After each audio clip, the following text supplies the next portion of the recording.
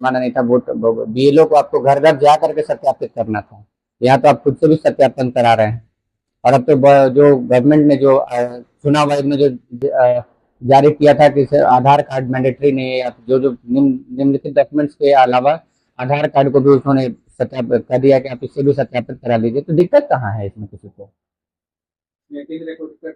कोई दिक्कत नहीं है, ये अच्छा है और ये पहले होना चाहिए। किसानों को हमला बोले, किसानों को आहत कर रहे हैं, किसानों को रीजन ही बता रहे हैं, तो क्या आप लोग इसके लिए उनको माफी मांग लेनी चाहिए जनता से, बिहार के जनमानस से। जो क्योंकि किसान जो है वो देश का अन्नदाता है, तो अन्नदाता से तो उनको माफी मांगनी चाहिए। उनको खेद तो जरूर प्रकट कर देना चाहिए कि हाँ ये स्लिप ऑफ टंग है।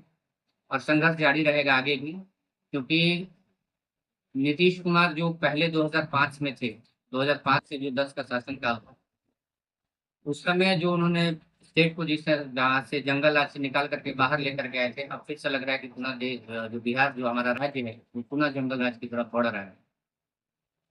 चाहे वो रॉबरी के मामले में हो, चाहे डेवलपमेंट के मामले में हो, चाहे रोजी रोजगार के मामले में हो, चाहे लॉ एंड ऑर्डर के मामले में।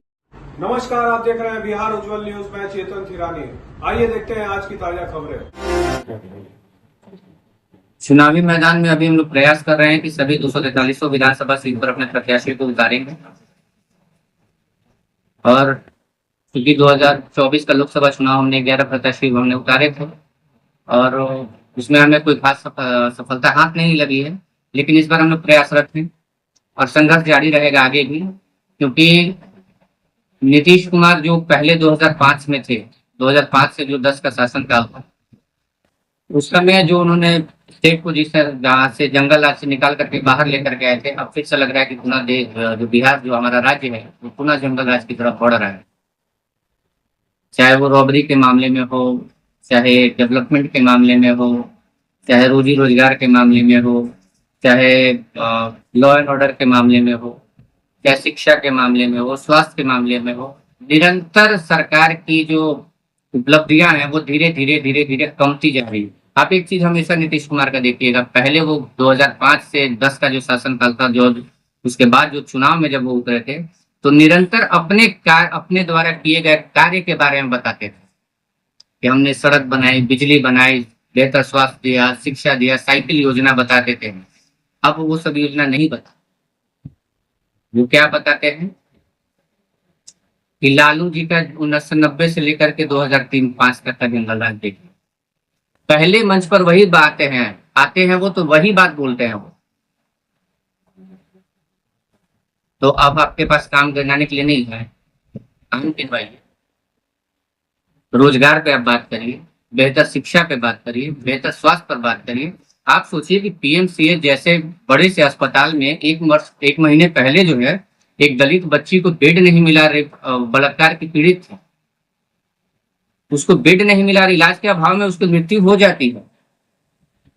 और तब सरकार कह रही है कि हम तो विश्व स्तरीय सुविधा दे रहे हैं। आप एक बलात्कार पीड़ित को, इसका मतलब है कि आप बेड मुहैया नहीं करवा पाए और आप कह रहे कि हम विश्व स्तरीय अस्पताल बना दें। तो काहे का विश्व स्तरीय अस्पताल भाई? जनता को क्या कुछ कहेगा चुनाव? जनता को हम ये कहेंगे कि समता पार्टी ही बिहार में एक ऐसी पार्टी है जो समता मूलक समाज का निर्माण कर सकती है और चहुओर विकास कर सकती है। जो लॉ एंड ऑर्डर है, स्टेट जो लॉ एंड ऑर्डर का मामला है उसको सुलझा सकती है, वो अपने कंट्रोल में ले सकती है। अभी नीतीश कुमार के कंट्रोल में लॉ एंड ऑर्डर नहीं है। और जो शिक्षा की जो व्यवस्था है, जो समग्र विकास की बातें हैं, वो सिर्फ और सिर्फ समता मूलक समाज में ही हो सकती है और वो समता पार्टी के माध्यम से ही हो सकती है। मेरा नाम कंचन कुमार हुआ और मैं समता पार्टी के प्रदेश अध्यक्ष रहे। से कुछ महीनों पहले वोटर पुनरीक्षण का काम कर रहा है, बताया जा रहा है कि 30 लाख वोटों का नाम कट गया है, क्या कहेंगे? अच्छा है, कटना ही चाहिए। जो भारत के नागरिक नहीं है उनको वोट देने का अधिकार है, और ये पहली बार तो हुआ नहीं है, 2003 में भी हुआ है। और जो लोग कह रहे हैं कि समय बहुत कम दिया गया है, पर्याप्त समय नहीं है, उनको मैं ये बता देना चाहता हूँ कि आखिरी वाला भी जो 2003 में भी जो वोटर परीक्षण हुआ था, सर्वेक्षण वाला जो कार्य हुआ था, वो भी 1 महीना 1.25 महीने के अंतराल में खत्म हो गया था। सोचिए कि 2003 में जब टेक्नोलॉजी नहीं थी इतनी, और आज तो सब कुछ आपको दिया जा रहा है। आप अपना ऑनलाइन भी कर सकते हो। उस समय टेक्नोलॉजी का जमाना नहीं था। वोट बीएलओ को आपको घर घर जा करके सत्यापित करना था। यहाँ तो आप खुद से भी सत्यापन करा रहे हैं। और अब तो जो गवर्नमेंट ने जो चुनाव आयोग ने जो जारी किया था कि आधार कार्ड मैंडेटरी नहीं है, जो जो निम्नलिखित डॉक्यूमेंट्स के अलावा आधार कार्ड को भी उन्होंने सत्यापित कर दिया कि आप इसे भी सत्यापित करा लीजिए। तो दिक्कत कहाँ है इसमें किसी को? दिक्कत नहीं, कोई दिक्कत नहीं है, ये अच्छा है और ये पहले होना चाहिए था। लोकसभा चुनाव से पहले हो जाता तो और ज्यादा बेहतर होता, तब तो राजद का सुपड़ा ही साफ हो जाता। क्या लगता है कि जो लोग ने जनता ने वोट दिया था उन्हीं वोट से आज प्रधानमंत्री बने थे? लोग कहते हैं कि वो फेक प्रधानमंत्री हो गए। जब वोट देने वाले फेक हो गए तब प्रधानमंत्री भी फेक हो गए। वोट देने वाला कौन फेक है? यहाँ 5 लोग बैठे हुए हैं, आप लोग भी भारत के नागरिक है ना। है? आपका वोट कैसे नहीं हो पाया? इसका मतलब आप ऑनलाइन अप्लाई नहीं किए हैं। बीएलओ आपके पास गया होगा, आपके घर में गया है, निश्चित तौर पर गया होगा। नहीं बीएलओ का नंबर भी आपको दे दिया गया है, इशू कर दिया गया वेबसाइट के माध्यम से, बहुत सारे माध्यम से आपको दे दिया गया है। आप उसे कॉन्टेक्ट तो करिए।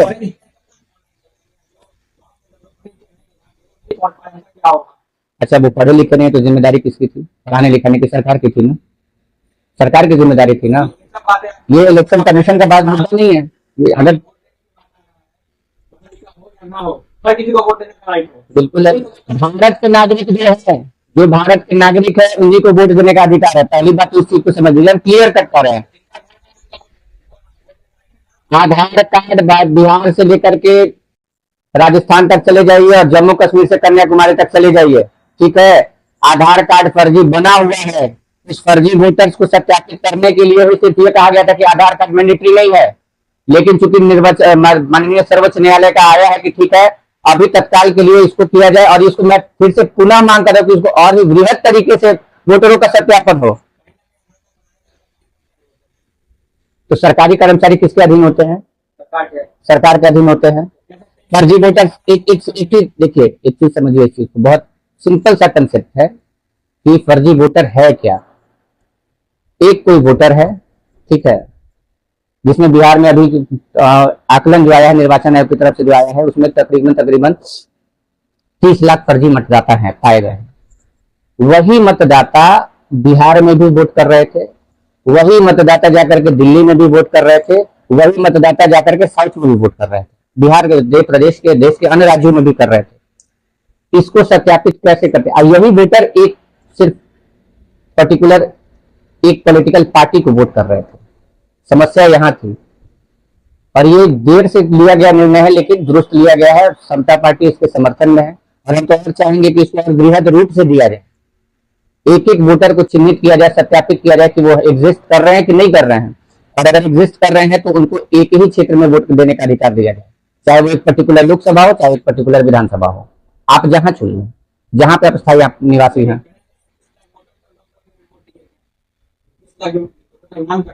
तो ऐसा थोड़ा है कि 2003 में नहीं कटा था, 2003 में नहीं कटा था, और उससे पहले वो लोग वोट नहीं किए थे? उससे पहले भी तो वोट किए होंगे। ऐसा तो है नहीं कि 2003 के बाद ही सब चुनाव हो रहा है। 2003 से पहले भी चुनाव हुआ था, 2025 के बाद पहले भी चुनाव हुआ है। सत्यापित करना एक रेगुलर प्रक्रिया है इलेक्शन कमीशन ऑफ इंडिया की, और उस पर किसी को कोई सवाल संदेह नहीं होना चाहिए। हमारा सिर्फ इतना ही मानना है। बिहार में बढ़ते क्राइम में क्या कहेंगे? जिस तरह से आपके बगल में ही भारत पत्र में लोग घुस के मार रहे हैं, कैंपस में, क्या कहेंगे? देखिए, इसको बड़े वृहद पैमाने पर देखने की आवश्यकता है, चाहे सत्ता पक्ष हो चाहे विपक्ष हो। आप पूरा हिस्ट्री, पोस्ट इलेक्शन का हिस्ट्री अगर आप उठा करके देख लीजिएगा, बिहार जैसे राज्य में, उसमें समस्या पता है क्या है कि क्राइम का ग्राफ जब बढ़ता है तब सबसे ज्यादा पीक पर होता है जब इलेक्शन का टाइम होता है, ठीक है। तो अभी जो भी हत्याएं हो रही हैं वो कहीं ना कहीं आम जो जनमानस है उसमें भय व्याप्त कराने के लिए है, ये हत्याएं हो रही है। मैं अपने इसमें हो सकता है कि विवाद हो जाए, लेकिन मैं आपको एक बहुत पॉलिटिकल चीज, मतलब एक प्रैक्टिकल चीज बता रहे हैं। Crime control subject to state था, ठीक है, गृह मंत्रालय का अधीन आता है। अब समस्या क्या है कि अभी जो है टाइम समय इलेक्शन का है, तो इलेक्शन में हो क्या रहा है कि दो गठबंधन आमने सामने है, ठीक है। एक एनडीए है जो भी सत्ता में है, और दूसरा है विपक्ष यानी इंडी गठबंधन। ठीक है, इन दोनों ने शासन किया है और दोनों के शासन के टाइम पर जब भी इलेक्शन होते थे तो दोनों में हत्याएं होती थी, ग्राफ बढ़ जाता था ऑटोमेटिक। ये सिर्फ और सिर्फ भय का माहौल पैदा करने के लिए है और कुछ नहीं है। इसके अलावा एक चीज और हम जोड़ देते हैं कि ये पॉलिटिकल मुद्दा, जैसे अभी देखिए सभी को लग रहा था कि दो गठबंधनों के बीच में चुनाव है, लेकिन यहाँ पे जन स्वराज की एंट्री हो गई है।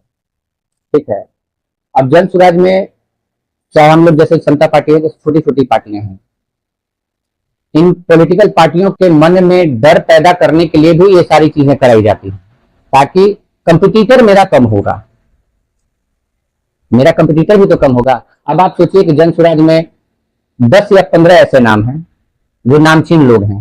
ठीक है, बाकी अगर 243 विधानसभा पर अगर प्रत्याशी जन स्वराज उतारते हैं, चाहे हम उतारते हैं बिंग समता पार्टी के स्टेट प्रेसिडेंट, तो हम जब उतारेंगे तो ये सब के सब आम लोग होंगे जो क्षेत्र का अपने विकास करने के लिए, जो जिनमें मादा होगा, वो सोच रहे होंगे वाकई में कि हमको अपने क्षेत्र की जो समस्या है उसको खत्म करना है, तो इसके लिए हमको राजनीति में आना है।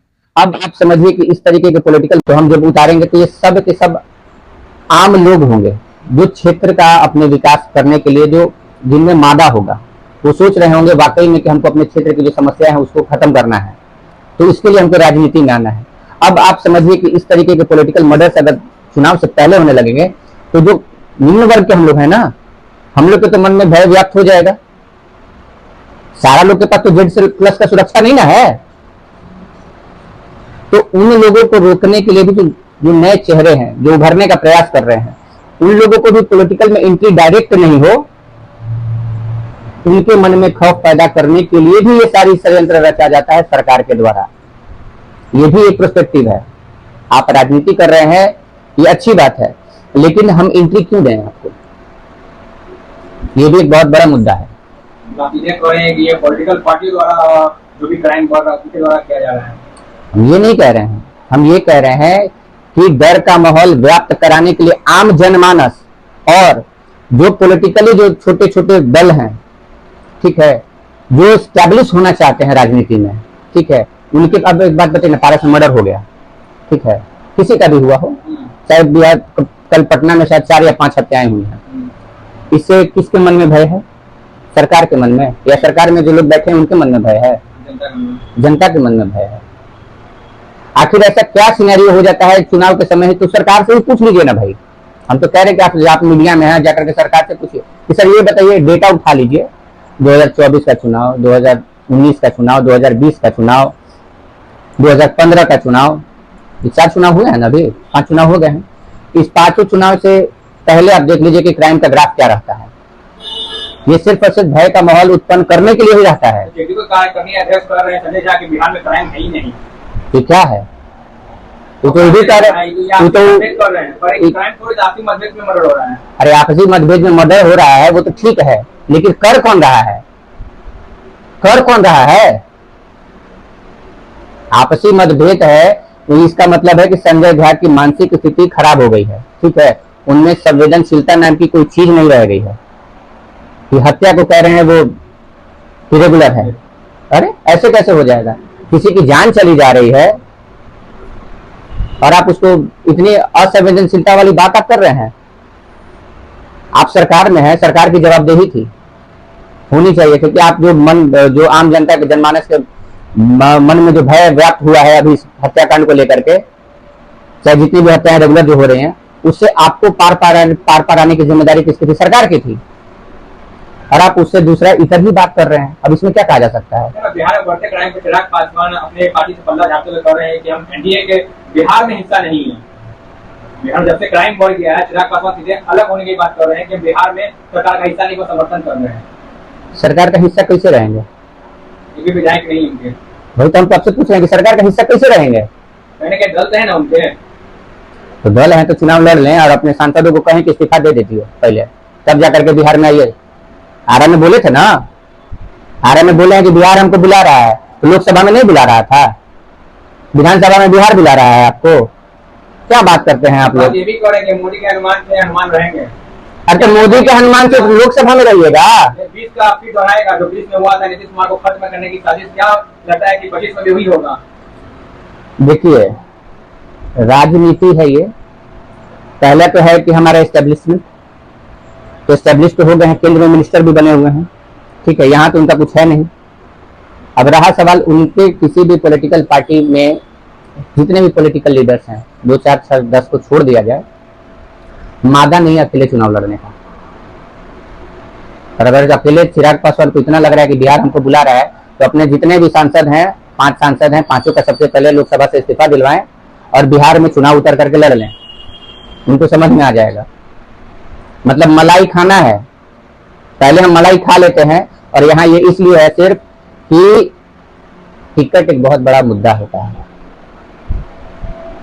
और 5 में शायद हो सकता है कि नहीं कमाए हों या कमा लिए हों बहुत ज्यादा, किसी को थोड़ा सा और आ जाए। आखिरी सवाल है, आपने कहा कि चुनाव आते बिहार का क्राइम ग्राफ बढ़ता है, लेकिन बिहार पुलिस मुख्यालय से पुनः कहते हैं कि मौसम जब बरसात का आता है ना, तो किसान फ्री रहते हैं, उसी वक्त वो मर्डर क्राइम बढ़ता है, कि किसानों पे वो हमला बोले हैं। बड़ा दुर्भाग्यपूर्ण है ये। कल सोशल मीडिया के माध्यम से एडीजी कुंदन कृष्णन जी का एक बयान आया, जिसमें छोटा सा क्लिप था, पूरा बयान तो मैंने नहीं सुना है, लेकिन उन्होंने ये कहा था कि अप्रैल, मई, जून 3 महीना क्योंकि किसान बैठा हुआ रहता है, इस वजह से क्राइम रेट बढ़ जाता है। अब उनका कैसा निजी आकलन है ये, क्योंकि वो बहुत बड़े पदाधिकारी हैं, लॉ एंड ऑर्डर उनके हाथ में रहा है, वो एसएसपी भी रहे हैं, डीजी रहे हैं, डीआईजी रहे हैं, और अभी एडीजे हैं। तो हो सकता है कि उनका निजी आकलन हो, लेकिन ये कहीं ना कहीं किसानों के जो संवेदनाएं हैं उनके प्रति वो आघात कर रहे हैं, जिसका हम लोग समर्थन नहीं करते हैं। आप सिस्टम फेलियर होने के जो है वो किसान पर आप डाल रहे हैं, आप अपने सिस्टम को सुधारने के बजाय आप किसान पर डाल रहे हैं कि किसान कर रहा है, इसका मतलब है किसान कर रहा है, इसका मतलब है किसान कर रहा है। तो कल जो हत्या हुई है पारस में, उसका जो वीडियो है, तो उसमें से तो कोई किसान हमको लग नहीं रहा था, लग रहा था किसान है कोई। अब किस तरीके की बयानबाजी हो रही है इसको लेकर के, ये उनका निजी वक्तव्य है, इस पर तो कोई कटाक्ष कर नहीं सकते, क्योंकि मैंने पूरा बयान नहीं सुना, इसलिए क्योंकि वो 40-45 मिनट का प्रेस ब्रीफिंग है। 45 मिनट में वो उन्होंने बहुत सारी पॉजिटिव चीजें भी कही हैं। 50 सेकंड में जो वीडियो निकल के आया है, ये बहुत आग वाली वीडियो, जो किसानों पे हमला बोले, वो सीधे कह रहे हैं कि जो भी हत्या या जो भी मर्डर होता है वो किसान करते हैं, वो फ्री बैठे रहते हैं। अब फ्री तो नीतीश बाबू भी बैठे हुए रहते हैं, 14-12 कितना घंटा काम करते होंगे, 10 घंटा, 4 घंटा तो जरूर फ्री रहते होंगे। तो नीतीश बाबू से भी ये सवाल पूछ लिया जाए, नीतीश बाबू से भी सवाल पूछ लिया जाए, तब ना पता चलेगा कि एडीजी का वो बयान का समर्थन करते हैं कि नहीं करते हैं। इस पे क्या कार्रवाई की मांग करते हैं, क्योंकि जिस जगह किसानों पर हमला बोले, किसानों को आहत कर रहे हैं, किसानों को फ्री नहीं बता रहे हैं, तो इस पे क्या आप लोग? इसके लिए उनको माफी मांग लेनी चाहिए जनता से, बिहार के जनमानस से, क्योंकि किसान जो है वो देश का अन्नदाता है, तो अन्नदाता से तो उनको माफी मांगनी चाहिए, उनको खेद तो जरूर प्रकट कर देना चाहिए कि हाँ ये स्लिप ऑफ टंग है, या उस पर अपना विस्तृत एक सफाई दे दें, ऐसा इतना तो हम लोग मांग कर ही सकते हैं ना उनसे।